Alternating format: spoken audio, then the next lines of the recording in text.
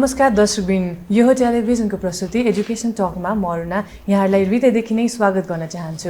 यहाँहरूलाई अवगत छ कि हामीले एजुकेसन टकमा विभिन्न एजुकेसनसँग आबद्ध रहनुहुने व्यक्तित्वहरूलाई शोमा निम्त्याउने गर्दछौँ र एजुकेसनको बारेमा के छ कसो छ उहाँहरूसँग सोध्नेछौँ। सो आज पनि मसँग एकदमै स्पेशल गेस्ट हुनुहुन्छ जो हामीले इन्भाइट गरेका छौँ, जो हुनुहुन्छ भेनस नेसनल कलेजका क्याम्पस चिफ हुनुहुन्छ कृष्ण सर। आउनुहोस् उहाँलाई स्वागत गरौँ र उहाँको कलेजमा के भइरहेको छ हामी उहाँलाई सोध्नेछौँ। सर नमस्ते। सन्चै हुनुहुन्छ? Thank you. सो मैले अघि पनि भनिहालेँ भेनस नेसनल कलेजको बारेमा होइन। सो अहिले एडमिसनको टाइम भइरहेको छ होइन, कसरी चाहिँ यहाँले सञ्चालन गरिरहनु भएको छ, कतिको विद्यार्थीहरू चाहिँ बुझ्न आइरहनु भएको छ एडमिसनको टाइममा? धन्यवाद म्याम। सर्वप्रथम त राष्ट्रिय परीक्षा बोर्डले कक्षा 12 को नतिजा प्रकाशन गरेको छ र उत्तीर्ण सम्पूर्ण विद्यार्थी भाइ बहिनीहरूलाई बधाई र आगामी शैक्षिक यात्राको सफलताको शुभकामना पनि म व्यक्त गर्न चाहन्छु।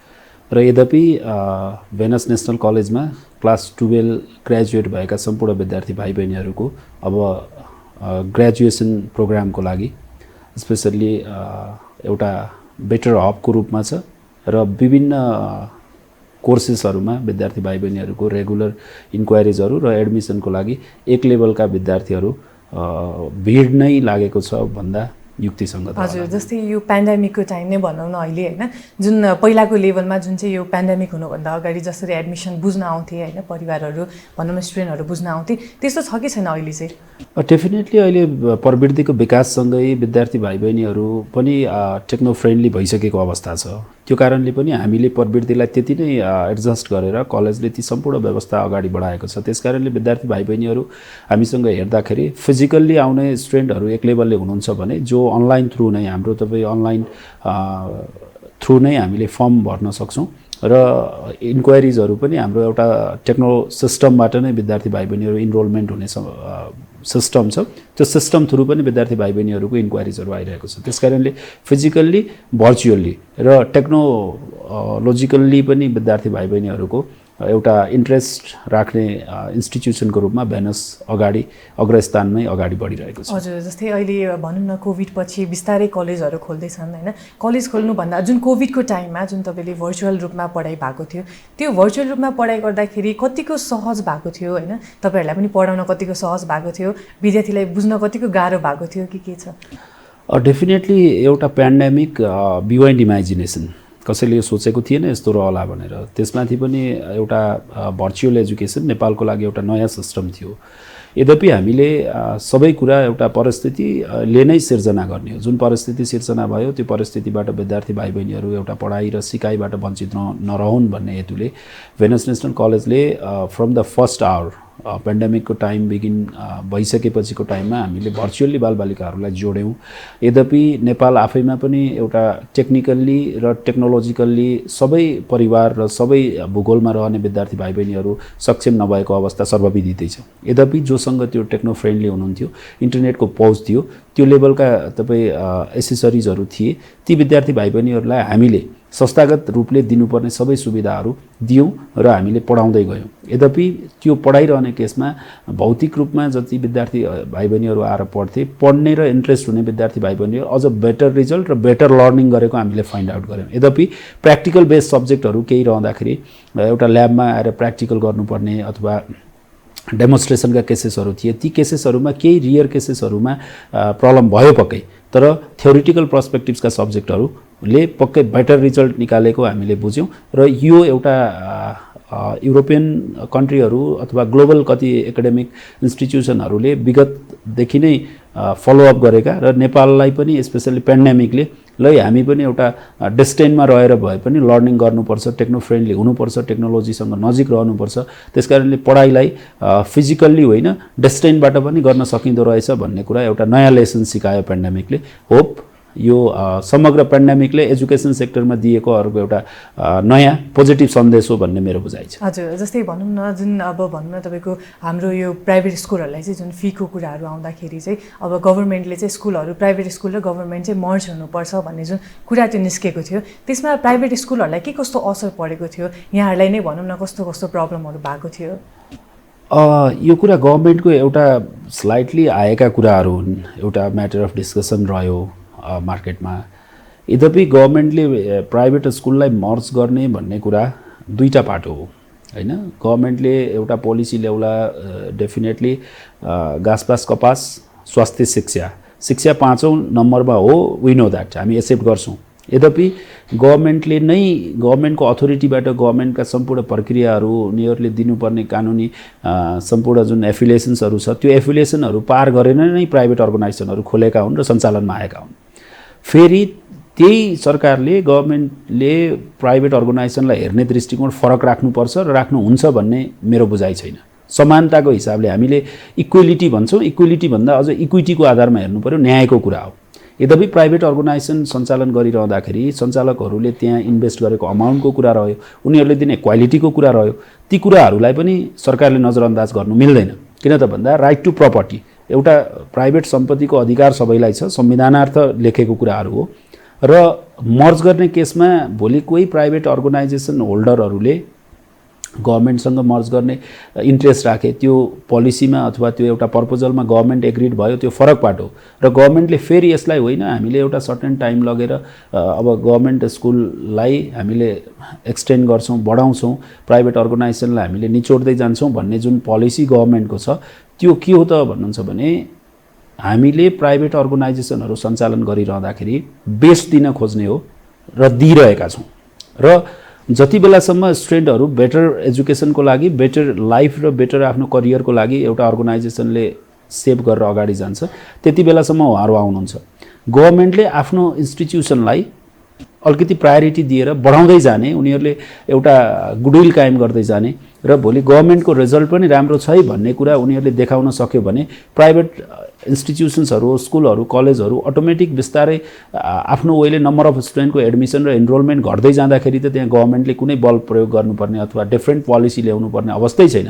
हामीले हेर्न सक्छौँ कति गभर्नमेन्ट स्कुलहरू बन्द भएका छन् नम्बर अफ स्टुडेन्ट नभएको कारणले, इनरोलमेन्ट जेरो भएको कारणले। तर प्राइभेट अर्गनाइजेसनहरू त्यो छैन, म्यानेजमेन्ट व्यवस्थित छ। किन त भन्दा इन्भेस्टरहरूले आफ्नो इन्भेस्ट गरिसकेपछि त्यहाँ रिस्क गेन गर्न सक्छ र बेटर रिजल्ट दिनको लागि, गुडविल कायम गर्नको निम्ति मरिमेटेर उनीहरू काम गरिरहेका छन्। हामी गभर्नमेन्ट स्कुलमा त्यो भेट्दैनौँ। यद्यपि हामीले जेनरल इक्जाम्पल हेर्न सक्छौँ, गभर्नमेन्टका हायर एजुकेसनहरूमा मानौ भोलि आइओएमको तपाईँ एमबिबिएसमा प्राइभेट अर्गनाइजेसनबाट पास भएका थाउजन्ड्स स्टुडेन्टहरू त्यहाँ फर्स्ट चोइस हुन्छ। किन त भन्दा त्यहाँ बेटर छ नि त। अनि मात्र त्यहाँ नाम ननिकालिसकेपछि विद्यार्थीहरूले बल्ल प्राइभेट एमबिबिएसको लागि अरू अप्सन खोजिरहन्छ भने सेम थिङ हामीले स्कुल +2 र या कलेज लेभलमा गभर्नमेन्टले नै त्यो लेभलको स्ट्यान्डर्ड दिने एकाडेमिक तपाईँ एउटा प्लेटफर्म क्रिएट गर्ने हो भने पक्कै पनि गभर्नमेन्ट स्कुल प्राइभेट स्कुल भन्दा माथि राम्रो र बेटर रिजल्टमा जान्छ भने हामीले हाम्रो स्कुल सञ्चालन गर्नुपर्छ, होइन हामीलाई गभर्नमेन्टले कहाँ थाप्नुपर्छ भनेको त छैन। तर न्यायिक हिसाबले गभर्नमेन्टले यो कुराहरूलाई व्यवस्थापन गर्नुपर्छ। यद्यपि मर्जरको कुरा रह्यो, मर्जर गभर्नमेन्टले हिजो पेन्डेमिकको टाइममा government to private or private to private एउटा पोलिसी थियो। किन त भन्दा लेट्स थिङ्क पोजिटिभ, सरकारले एउटा सस्टेनेबिलिटीको पाटोले सोचेको होला, इट्स पोजिटिभ थिङ। मैले त्यसलाई अन्यत्र त्यसलाई कोट गर्न चाहदिनँ। होप सबै सर्भाइभलको कुरा हो र प्राइभेट अर्गनाइजेसनलाई गभर्नमेन्टले हेर्ने दृष्टिकोण समान हुनुपर्छ, न्यायिक हुनुपर्छ, संविधानार्थ हुनुपर्छ। अनि मात्र हामीले सबै प्राइभेट र गभर्नमेन्ट एकाडेमिक इन्स्टिट्युसनहरूलाई बेटर गर्न सक्छौँ। आशा छ, म त शुभकामना दिन चाहन्छु सरकारलाई। सरकारले गभर्नमेन्ट इन्स्टिट्युसन्सहरू बेस दियोस् र कुनै दिन यतिखेर आओस् कि कुनै पनि प्राइभेट अर्गनाइजेसनमा इनरोलमेन्ट जेरो भइसकेपछि गभर्नमेन्टले कम्पेन्सेसन दिनु पनि परेन, क्षतिपूर्तिको कुरा पनि रहेन, अनि इन्भेस्टरहरूले त्यसको प्लेसमेन्ट आफ्नो तरिकाले गर्छन्। जस्तै सरले एउटा क्वेसन जोड्न चाहे होइन, तर अहिले चाहिँ जुन ब्याचलर्स र मास्टर्स भनौँ न प्रायः गभर्नमेन्ट स्कुलबाट नै कलेजबाट नै दिने गरिन्छ होइन, त्यो गर्दाखेरि चाहिँ प्राइभेट स्कुललाई कतिको ह्याम्पर भएको छ कि छैन? त्यो पाटो प्राइभेट अर्गनाइजेसनहरूलाई ह्याम्पर भन्ने कुरा त्यति ठुलो पाटो होइन। क्वालिटी जहाँ छ, बेस्ट अथवा बेटरमेन्ट जहाँ छ, डेफिनेटली स्टुडेन्टहरू त्यहाँ आउने हो। हामीले हेर्न सक्छौँ एफिलिएसनका कुराहरू गभर्नमेन्टले नै दिने हो। तपाईँ भोलि गभर्नमेन्टले नै हामीले कानुनी प्रक्रिया पुरा गरेर नै अगाडि बढ्ने हो। चोइसेसहरू कहाँ छ त भन्दाखेरि बेटर स्टुडेन्टहरू प्राइभेट अर्गनाइजेसनमै छ। हामीले प्राउडली भन्न सक्छौँ त्यो either from Montessori to masters हामीले not only in Nepal global कन्टेक्स्टमा हेऱ्यौँ बेटर जहाँ तपाईँ एजुकेसन गभर्मेन्टले 100% फ्री गेन गरेको छ ती कन्ट्रीहरूमा गभर्मेन्टले पहिलो प्रायोरिटी पाएको छ आई नो द्याट। तर नेपालको केसमा मोन्टेसोरी टु मास्टर्सदेखिका सबै प्राइभेट अर्गनाइजेसन फर्स्ट रोमा आइरहेका छन्। त्यो रिजल्टको हिसाबले होस्, त्यहाँको प्रोडक्टको हिसाबले होस्, मार्केटमा त्यो ह्युमन रिसोर्स भोलि वर्क तपाईँ स्किलको रूपमा तपाईँ भोलि कोही अर्गनाइजेसनमा इनरोलमेन्ट जब प्लेसमेन्टको कुराहरू होस् भनेपछि यसले छर्लङ्ग देखाइरहेको छ कि क्वालिटी कहाँ छ त। Definitely at the end of the day एउटा मान्छेले के चाहन्छ, क्वालिटी चाहन्छ, आफ्नो बच्चा बेस्ट रहोस्, क्वालिटेटिभ रहोस्, एक्सिलेन्ट रहोस् भन्ने नै हो। त्यसकारणले हामीले के चाहन्छौँ त भन्दा गभर्मेन्टले आफ्नो गभर्मेन्ट इन्स्टिट्युसन्सहरूलाई बेस्ट बनाउँदै जाओस् र गभर्मेन्टले बेस्ट बनाउँदै जाँदा कुनै दिन के हुन्छ त भन्दाखेरि बेस्ट स्टुडेन्ट्सहरू गभर्मेन्ट अर्गनाइजेसनमा इनरोलमेन्ट भएर बाँकी रहेका प्राइभेट अर्गनाइजेसनमा आउने दिन रहोस् न। अहिले जस्ट अपोजिट हामी हेर्छौँ स्टुडेन्टहरू, यद्यपि मैले फेरि क्लासको कुरा गर्न चाहदिनँ, हामीले हेर्दाखेरि फाइनेन्सियल्ली स्ट्रङ स्टुडेन्टहरू प्राइभेट अर्गनाइजेसन लिन्छन् भन्ने होइन, माइन्डेड स्टुडेन्ट, ब्रेनरी स्टुडेन्ट पनि प्राइभेटहरूले लिएका छन्। हामीसँग त्यति नै स्कोलरसिपका स्किमहरू छ, प्रत्येक अर्गनाइजेसनले दिइरहेको छ। गभर्मेन्टको एउटा स्कोलरसिपको एउटा डिमार्क तपाईँ पर्सेन्टेज छ, त्यो पर्सेन्टेजमा सबै इन्स्टिट्युसनहरू फ्लो भएका छन् भनेपछि गभर्मेन्टको यो हेर्ने दृष्टिकोण र आँखा आइसाइट डिफ्रेन्ट हो। आशा छ जो पोलिसी मेकिङमा हुनुहुन्छ, गभर्मेन्टमा बस्नुहुन्छ, उहाँहरूले समानताको हिसाबले प्राइभेट अर्गनाइजेसनलाई पनि हेरिदिनुहोस् भन्ने मेरो अनुरोध हो। हजुर, जस्तै प्राइभेट स्कुलहरूलाई चाहिँ अहिले के आरोप पनि लागेको छ भन्दाखेरि एउटा विदेश जाने, एउटा जस्तै विदेशमा जानको लागि सजिलो हुने चाहिँ ठाउँ हो भन्ने जुन यो कन्सेप्ट कतिपयको मनमा बसेको छ, यसमा चाहिँ के भन्न चाहनुहुन्छ सर? डेफिनेटली यो तपाईँले सोधेको प्रश्न मार्केटमा सुनिने एउटा जायज पनि हो। मैले डेफिनेटली यसलाई एक्सेप्ट गर्नुपर्छ। कति मान्छेहरूले प्राइभेट अर्गनाइजेसन भनेको फरेन स्टडीको लागि एउटा गेटवे हो, ब्रिज कायम गरेको छ भन्ने हो। यद्यपि म पर्सनल्ली सेटिस्फाइड छैन।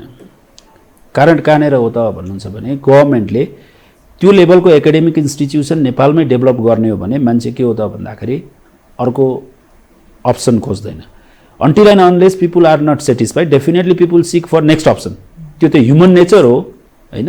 हामी कुनै अर्गनाइजेसनमा सेटिस्फाइड छौँ, आफूलाई आवश्यक पर्ने एकाडेमिक एक्सिलेन्सी, त्यो लेभलको एकाडेमिक ग्रोथ र क्वालिटी छ भने मान्छेले अप्सन खोज्दैन। र अब रह्यो आउटवार्डको कुरा हो, तपाईँ केही लेभलमा मान्छेहरू बाहिर जानुभयो, +2 सकाइसकेपछि मेजोरिटी अफ स्टुडेन्टको पक्कै अब्रोड स्टडीको पहिलो चोइसेस छ, त्यसलाई मैले स्वीकार्नुपर्छ। यद्यपि त्यसमध्ये पनि प्राइभेट अर्गनाइजेसनको प्रोडक्टहरू अझ फ्रन्टलाइनरहरू होलान्, त्यो पनि दुई मात्र होइन। यद्यपि बाहिर जानको निम्ति एउटा प्राइभेट अर्गनाइजेसनको सर्टिफिकेट काफी छ त? कदापि छैन। गभर्मेन्टले, मन्त्रालयले NOC no objection letter issue नगरिकन कुन एम्बेसीले भिजा दिन्छ? भिजा दिँदैन। गभर्मेन्टले कुनै पनि स्टुडेन्टलाई बाहिर लाने होइन, सबै स्टुडेन्ट नेपालमै बस्नुपर्छ, नेपालमै हामी रोजगार सिर्जना गर्छौँ र नेपालमै हामीले फरेन लेभलको तपाईँ एकाडेमिक क्वालिटी यहाँ दिन्छौँ। हाम्रा यो युनिभर्सिटी र यो कलेजहरू यो सिस्टममा हामी सर्कुलर गर्छौँ, यो कोर्सेसहरू दिन्छौँ, हामी टेक्निकल्ली यो दिन्छौँ, यी क्रिम कोर्सेसहरू हामीसँग छन् र स्टुडेन्टहरू यहीँ पढ्नुपर्छ भन्ने त्यो एउटा इन्भाइरोमेन्ट क्रिएट गर्नु पऱ्यो नि। गभर्मेन्टले त्यो इन्भाइरोमेन्ट क्रिएट गर्दाखेरि पक्कै पनि स्टुडेन्टहरू अर्काको देशमा गएर आफ्नो राष्ट्रियतालाई भुलेर, आफ्नो देश छोडेर, परिवार छोडेर अर्काकोमा गएर पक्कै पनि त्यहाँ पनि लट अफ अप्स डाउन्सहरू छन्, त्यसलाई फेस गरेर आफ्नो बेटर करियर त यहीँ खोज्थे होला नि। गभर्मेन्टले एनओसी रोकेर र ती सबै स्ट्रक्चरहरू यहाँ डेभलप गर्ने हो भने पक्कै अर्को कन्ट्रीमा स्टुडेन्ट जाने चाहना राख्दैन। यद्यपि उनीहरू राख्नु अर्को पाटो कहाँले त हो त भन्दाखेरि ब्लेम लाउनको लागि प्राइभेट अर्गनाइजेसनहरूले के गरे त भन्दा फ्रम द बेसदेखि नै बाहिर जाने लेभलको एकाडेमिक क्वालिटी दिए भन्ने चाहिँ के हो त भन्दाखेरि बहाना हो। लुजर साहेब got a lot of option भन्ने हुन्छ नि। त्यसकारणले सरकारले केही नलागिसकेपछि ल प्राइभेट अर्गनाइजेसनले यो गरे है बाहिर पठाउनको लागि भन्ने हो। सरकारले मन्त्रालयमा पोलिसी मेक गरेर आजदेखि नेपाली स्टुडेन्ट कुनै पनि अब्रोड स्टडीको लागि जाँदैन, हामी अब नो अब्जेक्सन लेटर दिँदैनौँ भनेर आफ्नो डिप्लोमेटिक एउटा रिलेसनलाई कायम गरेर तपाईँ कन्सुलेट अथवा तपाईँ एम्बेसी थ्रु एउटा लेटर सर्कुलर गर्यो भने तपाईँ कुन एम्बेसीले विद्यार्थीले भनेको छ? अस्ट्रेलियाले होइन नेपाली विद्यार्थी बाहेक मैले अरू पढाउँदैन भनेको छ? छैन। अमेरिकाले भनेको छ? क्यानाडाले भनेको छ? छैन। यद्यपि सरकारले एनओसी लिएर फेरि त्यसको पैसा लिएर तपाईँ करोडौँ करोड तपाईँ बाहिर तपाईँ फन्डिङ भइरहेको छ, यहाँबाट पैसा गइरहेको छ, त्यसलाई रोक्न यहाँ तपाईँ सरकारले ब्यारियर क्रिएट गर्नु पर्यो। तर त्यो पोजिटिभ ब्यारियर हुनु पर्यो जो स्टुडेन्टहरू यहाँ सेटिस्फाइड हुन्छ। त्यस कारणले मार्केटमा लाग्ने या गभर्मेन्टले भनेको यो ब्लेमप्रति मेरा केही रिजर्भेसनहरू छ, म खुसी छु। जस्तै म एउटा क्वेसन चाहिँ यहाँलाई गर्न चाहन्छु, कतिपय प्यारेन्ट्सहरूको पनि यही क्वेसन छ होला होइन। जस्तै यो प्राइभेट स्कुल र गभर्मेन्ट स्कुलको चाहिँ अलिकति डिफ्रेन्ट भन्नाले मिलेको छैन, किनकि एजुकेसन सिस्टममा दुवै सहमति भएर मिलेपछि झन् हाम्रो एजुकेसन सिस्टम त राम्रो बढ्ने हो कि भन्ने जुन प्यारेन्ट्सहरूको पनि चाहना छैन। जस्तै अब प्राइभेटले गभर्मेन्टलाई ब्लेम लगाउने, गभर्मेन्टले प्राइभेटलाई ब्लेम लगाउने जुन यो भइरहेको छ, यसले गर्दाखेरि हाम्रो विद्यार्थीहरूलाई कतिको असर पर्छ होइन। प्यारेन्ट्सहरूले हाम्रो बच्चालाई चाहिँ गभर्मेन्टमा हाल्ने कि प्राइभेटमा हाल्ने भनेर दुविधामा परिरहनु भएको छ। सो यसमा चाहिँ के छ तपाईँको भन्ने? पक्कै पनि त्यो पाटो फरक हो। मैले यसलाई दुई पाटोले हेर्छु। हामीले जेनरली हेर्दाखेरि गभर्मेन्ट स्कुलमा अथवा प्राइभेट स्कुलमा के छ सिस्टम भन्ने कुरा बुझ्नु पर्यो। प्राइभेट स्कुल एउटा लगानीकर्ताहरूले त्यसलाई आफ्नो बेटरमेन्टको लागि, स्टुडेन्टको एउटा बेटर एजुकेसनको लागि सेपिङ गरेको हुन्छ। गभर्मेन्टले एउटा पोलिसी मेक गर्छ, त्यो थ्रु गर्छ, त्यहाँ कुनै पनि त्यहाँ जवाफदेहिता कम भेट्न सक्छ। यद्यपि मैले भने अहिले बिस्तारै गभर्मेन्ट स्कुलहरू पनि सुधार उन्मुख अगाडि आइरहेको हामी देख्छौँ। र अब रह्यो प्राइभेट स्कुलहरूमा तपाईँ फी तिर्नु पर्यो, केही फाइनेन्सियल कन्ट्रिब्युसन त प्यारेन्ट्सले गर्नु पर्यो। त्यो ह्युज अमाउन्टमा पनि हुनसक्छ। देयर आर लेभल अफ स्कुल्सको तपाईँ क्याटेगोरी अनुसार हामीले हेर्छौँ। प्राइभेट अर्गनाइजेसनमा त्यो फाइनेन्सियल बर्डन त छ नि त प्यारेन्ट्सलाई। यद्यपि त्यो फाइनेन्सियल बर्डन पनि बियर गरेर किन बच्चा त्यहाँ इनरोल गर्नुहुन्छ त भन्दा आफ्नो बच्चाको बेटर भविष्यका लागि। त्यही प्राइभेट स्कुलले दिने क्वालिटी गभर्मेन्ट स्कुलमा फ्री अफ कस्ट मिल्छ भने पक्कै पनि neither you nor me nor any parents त्यो कसैले गर्नुहुन्न। त्यसकारणले सरकारले के गर्नु पर्यो त भन्दा प्यारेन्ट्सहरूले यो कुरा कहाँ त भन्नुहुन्छ भने प्राइभेट स्कुललाई होइन, गभर्मेन्ट स्कुल सञ्चालन गर्ने हेड सरहरू, त्यहाँको म्यानेजमेन्ट टिम र समग्र त्यो हेर्ने अहिले हामीसँग स्थानीय सरकार छ र उहाँहरूलाई ल फलानु स्कुलमा त्यो प्राइभेट स्कुल जस्तो किन एकाडेमिक एक्सिलेन्सी भएन त्यो डेभलप गर्नु पर्यो भनेर टाइम एन्ड अगेन प्रेसराइज गर्ने, त्यो लेभलको क्वालिटी दिनको निम्ति उहाँहरूले अवेर गर्नुभयो र त्यो लेभलको क्वालिटी भयो भने त पक्कै पनि केही चिज फ्री अफ कस्ट पाउँछ भने सेम क्वालिटी पक्कै पनि हामी के गर्दैनौँ, तपाईँ कम्प्रोमाइज नगरिकन हामी आफ्नो बच्चा त्यहाँ राख्छौँ नि त। तर प्यारेन्ट्सहरूलाई पनि बिलिभ छैन, उहाँहरू विश्वास छैन, ल म एक्सिलेन्ट दिन्छु है भनेर कुनै एउटा गभर्मेन्ट स्कुलले बोलिरहँदाखेरि होइन यो बोलाइ मात्र होला, होइन म मेरो बच्चा जसरी पनि प्राइभेट स्कुलमा लान्छु भनेर बरु उहाँहरू 8 घन्टाको ठाउँमा 12 घन्टा, 12को ठाउँमा 14 घन्टा बच्चाको लागि काम गर्न तयार हुनुहुन्छ। तर आफ्नो बच्चाको एकाडेमिक एक्सिलेन्सीको लागि त कम्प्रोमाइज गर्नुहुन्न नि। त्यसकारणले हामीले के हो त भन्दाखेरि प्यारेन्ट्सहरूले लगाउने पाटो। यद्यपि म कहाँनिर अवेर छु त भन्दाखेरि केही लेभलले क्लास कन्फ्लिक्ट पक्कै छ प्राइभेट र गभर्मेन्ट स्कुलमा। त्यसकारणले क्लास कन्फ्लिक्टको कुरालाई जस्तै बेटर एजुकेसन्स भन्नुभयो होइन, प्राइभेट स्कुलमा पनि पाउनुहुन्छ भनेर। अहिले चाहिँ कस्तो भएको छ भन्दाखेरि तपाईँको धेरै मात्रामा प्राइभेट स्कुल कलेजहरू चाहिँ खोलेको छ होइन। तपाईँ हामी पाइलामा जहाँ गए पनि प्राइभेट स्कुल नै देख्छौँ होइन। सो त्यो हुँदाखेरि चाहिँ एउटा राम्रो प्राइभेट स्कुलले, एउटा राम्रो एजुकेसन दिने ठाउँले पनि कति धेरै प्राइभेट स्कुल खोलेको हुनाले अलिकति नराम्रो पो हो कि भन्ने जुन यो कन्सेप्ट बसेको छ, यसमा चाहिँ के छ यहाँको भन्ने? होइन, यसमा मेरो रिजर्भेसन नै छ। किन भन्नुहुन्छ भने हामीले हेर्न सक्छौँ धेरै एकाडेमिक इन्स्टिट्युसन खोले, त्यसकारणले यो राम्रो भएन भनेर एक्सप्लेन गर्नु युक्तिसङ्गत नरहला। किन भन्नुहुन्छ भने हिजो कुनै टाइममा नेपालमा के थियो, एकाडेमिक इन्स्टिट्युसन पब्लिकहरूले पढ्न पाउँदैन थिए, त्यतिखेर कति ट्रबल थियो। अहिले आइराख्दाखेरि एउटा डोर स्टेपमा तपाईँ एकाडेमिक इन्स्टिट्युसन हुनु त बेटरमेन्ट हो। यद्यपि प्राइभेट अर्गनाइजेसन खोलिरहँदाखेरि त्यसको बर्डन, आर्थिक बर्डन गभर्मेन्टलाई जाने पनि होइन, त्यो जो सञ्चालक छ उहाँहरूले बियर गर्ने पाटो। यद्यपि गभर्मेन्टका नीति नियममा बसेर सञ्चालन गर्नुपर्ने त्यो एउटा पाटो रह्यो। त्यसकारणले यो पाटो कहाँनिर छ त भन्नुहुन्छ भने धेरै खुले, त्यसकारणले यसको क्वालिटी छैन भन्ने होइन। मास हुनसक्छ, मासमा धेरै रहने भनेको त के हो त भन्दा एट द एन्ड जति चोइसेस भयो कन्ज्युमरले बेटर रिजल्ट पाउने हो। सिङ्गल भइदिएको भए पो मोनोपोली हुन्छ भन्ने हो नि त। तर त्यहाँ त मल्टिपल हुँदा त के हो त भन्दाखेरि प्यारेन्ट्सहरूले सिलेक्सन गर्न चाहिँ जान्नु पर्यो। मैले यसमा के भन्छु त भन्दाखेरि सिलेक्सन गर्नको लागि प्यारेन्ट्सले जान्नुपर्ने हुन्छ। त्यसकारणले there are level of academic institution, तर आफ्नो बच्चालाई कुन लेभलमा र कुन स्ट्यान्डर्डमा अथवा कुन एकाडेमिक एक्सिलेन्समा हामीले तपाईँ इनरोलमेन्ट गर्ने भन्ने कुरा प्यारेन्ट्सले फाइन्ड आउट गर्न चाहिँ जान्नुपर्छ। तर जति खुल्यो प्यारेन्ट्सहरूको लागि अथवा पब्लिकको लागि त त्यो बेटरमेन्ट हो, because they have got a multiple choices means they can get better quality in lower prices. त्यो त ग्लोबल तपाईँ इकोनोमीको होइन। तर हजुरले भन्नुभयो हाम्रो काठमाडौँ भ्याली, भक्तपुर भ्याली र ललितपुर भ्यालीमा मात्रै हाम्रो बढी स्कुलहरू पाउन सक्छौँ, प्राइभेट स्कुलहरू। जस्तै तपाईँको विकट ठाउँमा जस्तै भनौँ न सिन्धुपाल्चोक भयो, डोल्पा भयो, हुम्ला जुम्ला भयो होइन, त्यहाँ चाहिँ हामीले एकदमै कम मात्रामा पाउन सक्छौँ। प्राइभेट स्कुल पनि एउटा मात्रै हुन्छ होला सायद त्यहाँ होइन। सो यहाँ चाहिँ एकदमै धेरै खोलिन्छ होइन, तर त्यहाँ गएर चाहिँ किन खोल्न सकिँदैन? यो अर्को बेटर क्वेसन डेफिनेटली। तपाईँ हामी के गर्छौँ त भन्दाखेरि यो खोल्ने त्यो ब्याकबोन अथवा फ्रेम चाहिँ इन्भेस्टरले भन्दा पनि गभर्मेन्टले क्रिएट गर्ने बाटो। पक्कै इन्भेस्टरले कहाँ खोज्छ त भन्दाखेरि उसको बेटर सिस्टम कहाँ छ त, र आफूले इन्भेस्ट गरिसकेपछि आफ्नो मिसन या अब्जेक्टिभ्स गोल इजिली कहाँ एचिभ हुन्छ भन्ने कुरा त एउटा इन्भेस्टरले हेर्ने पाटो नै हो। त्यस कारणले अर्को पाटो रह्यो पपुलेसन डेन्सिटी।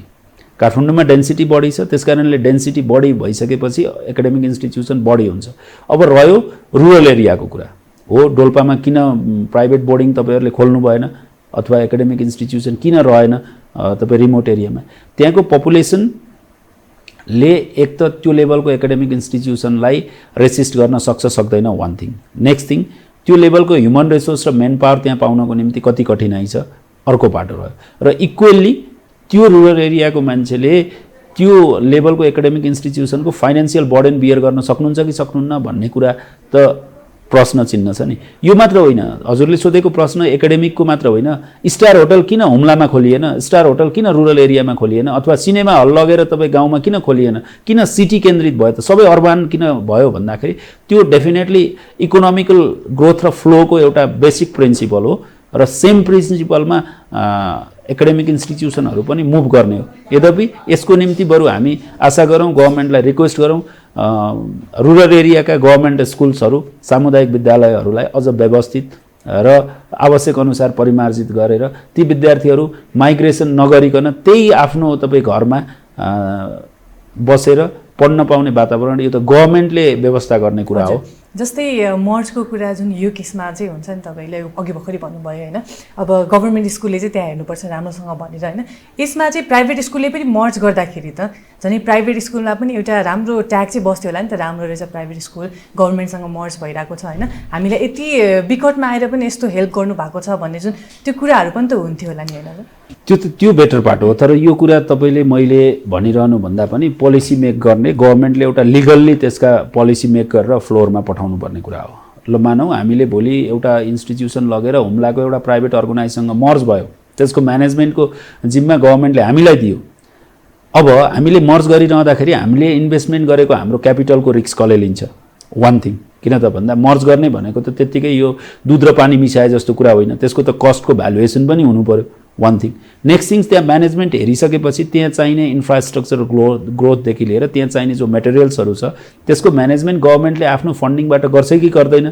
यो भावनाले मात्र अथवा बोलीले मात्र गर्ने कुरा त होइन, भोलि व्यवहारमा प्र्याक्टिकल्ली सो हुन्छ कि हुँदैन?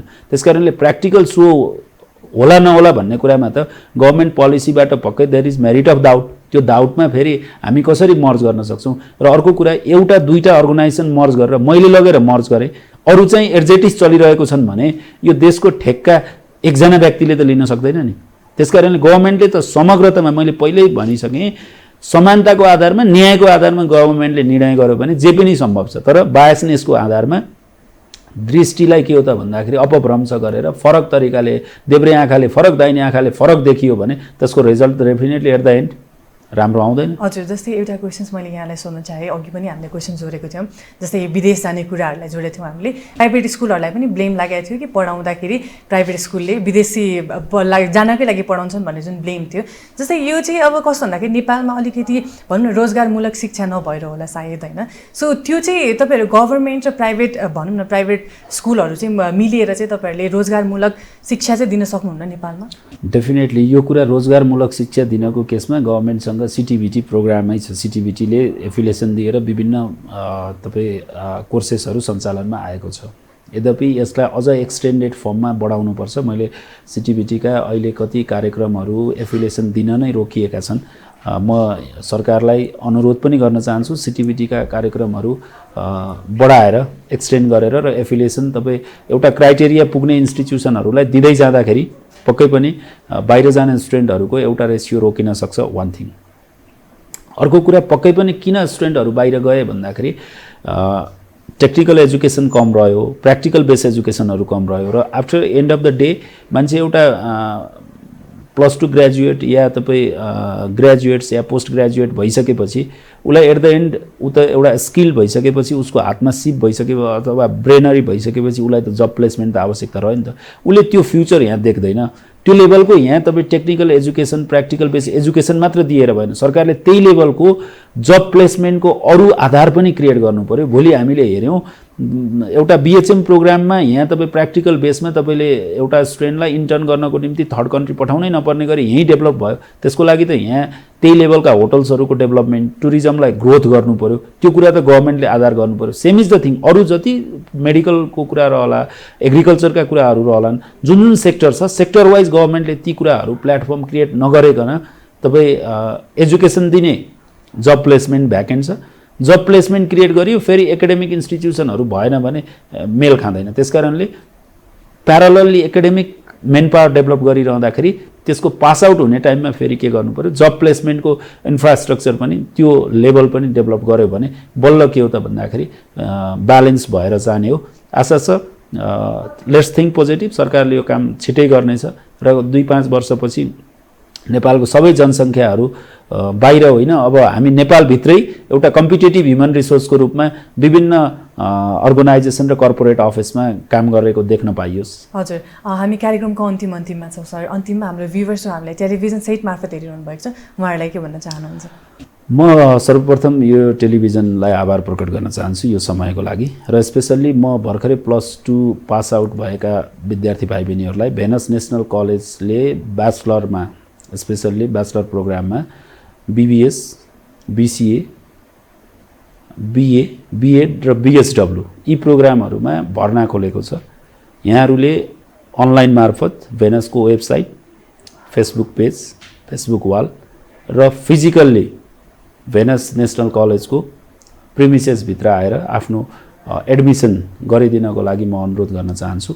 यहाँहरूले यो नेसनल कलेज चाहिँ कतानिर छ पनि भनिदिनुहोस् न लोकेसन। यो हामी स्पेसल्ली जोरपाटीमा यो अवस्थित छ, काठमाडौँको पूर्वी भेगमा र यहाँहरूलाई Venus can be the best academic destination for you. आशा छ तपाईँहरूले आफ्नो फ्युचर भविष्य जुन सेपिङको लागि भेनसले दिने ब्याचलरका सम्पूर्ण कोर्सेसहरूमा तपाईँहरू खुसी र आफ्नो एउटा प्लेसमेन्ट अगाडि बढाएर एउटा एकाडेमिक करियर अगाडि खोज्नुहुनेछ। हामीले त्यो मात्र होइन, यी चिजहरूलाई हामीले के गरेका छौँ त भन्दाखेरि व्यवस्थित तरिकाले अगाडि लैजानको निम्ति जब प्लेसमेन्टका प्रोग्रामहरू पनि हामीसँग छ। त्यसकारणले म सम्पूर्ण +2 उत्तीर्ण विद्यार्थी भाइ बहिनीहरूलाई एकचोटि भेनस प्रिमिसेसभित्र आएर हाम्रा सम्पूर्ण प्रोग्रामहरूबारे अवेर रहेर आफ्नो उज्जवल भविष्य भेनसको प्रिमिसेसमै खोजिदिनको लागि म हार्दिक अनुरोध गर्न चाहन्छु। हजुर, सरसँग धेरै कुराकानी गर्न मन थियो तर टाइम निकै नै कम भएको हुनाले छुट्नु परेको छ। Thank you so much sir, आइदिनु भयो। धन्यवाद। महत्त्वपूर्ण समयका लागि पनि म हार्दिक आभार प्रकट गर्छु। धन्यवाद सर। Thank you. वेल दर्शकबिन, आजको एजुकेसन टक पनि सकिसकेको छ र यस एजुकेसन टकमा हामीले इन्भाइट गरेको थियौँ भेनस नेसनल कलेजका क्याम्पस चिफ हुनुहुन्थ्यो हाम्रो कृष्ण सर, र उहाँले भन्नुभएको जस्तै भेनस कलेजमा चाहिँ उहाँहरूले डिफ्रेन्ट टाइप्स अफ एजुकेसनहरू प्रोभाइड गर्नुहुन्छ र यहाँले चाहिँ भिजिट गर्न सक्नुहुन्छ भेनस कलेजमा जुन रहेको छ जोरपाटी। यति भन्दै आजको यो कार्यक्रम सकिएको घोषणा गर्दै म अरुणा लगायत मेरो इन्टायर टिमलाई बिदा दिनुहोस्।